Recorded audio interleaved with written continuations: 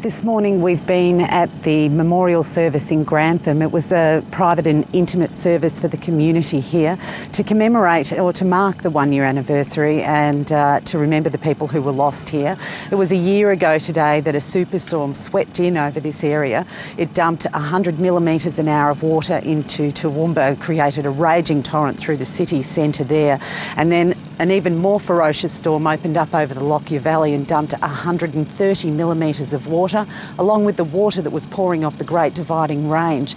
An absolute inland tsunami, it's been called, came through this valley at 60 kilometres an hour and swept houses, everything before it. The first family who were rescued here were the family of Kathy and John Mahon. I have them with me now.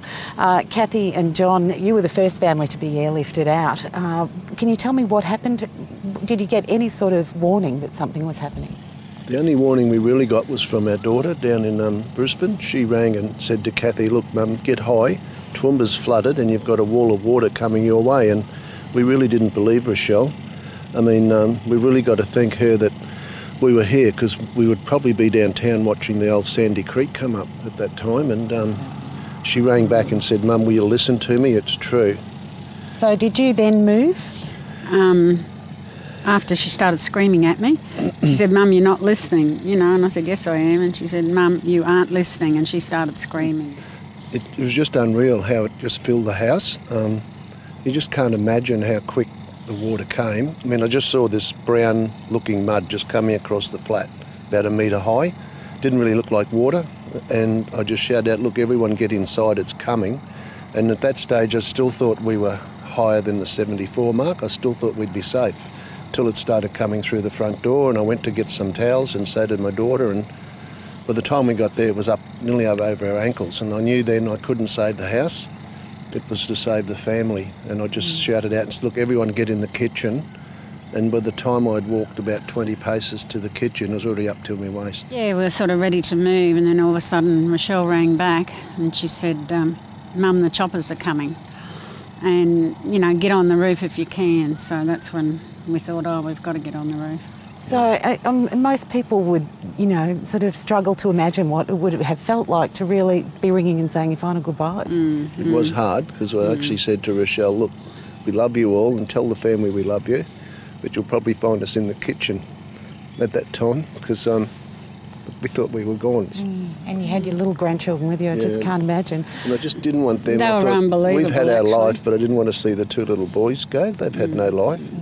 But look, we stuck together, and we didn't get ourselves separated. We're lucky. I mean, it is difficult for people to get a sense of just how powerful that water was coming through. My theory is that we went through that, and it's still surreal to us.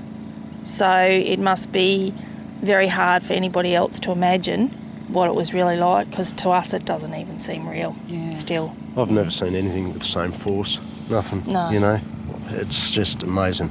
It just sort of picks it up and just bang, whatever speed it's going, says the object in it. So it's you've got no chance. And so when the water went down, the house was basically destroyed? Yes.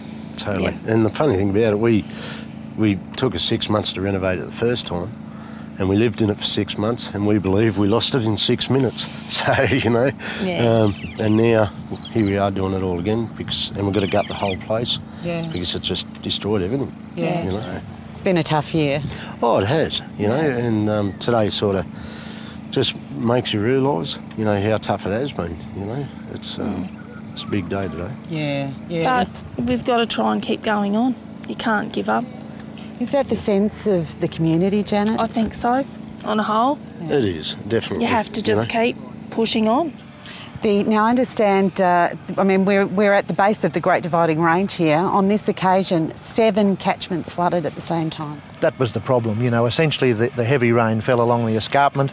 The normal drainage system simply couldn't take the mass of water, and 7 creeks basically flowed into the Lockyer Creek west of Grantham, and the disaster resulted from that. What was it like when the news came through? Look, I think it was unbelievable for most people, because most of us were in one of those catchments or other, and we seen what was happening in our local area, and to think that that was going on in other areas at the same time, giving a cumulative effect here in Grantham, was almost unthinkable. That's something that you've looked at over the year? I know there's been a lot of work done through the year, but one of them has been on flood warning systems. Is that something you're keen to see? Oh, look, we've put a huge amount of resources into that very issue, and we're taking on many roles that previously have been done in other areas. You know, we're installing our own electronic rain gauges, all sorts of gauges in the creek system. We've put into all sorts of monitoring systems and employed, dedicated officers for the job, which is way beyond what a rural council would normally do. But once these things happen once, they could happen again, and that's the way we've got to approach it.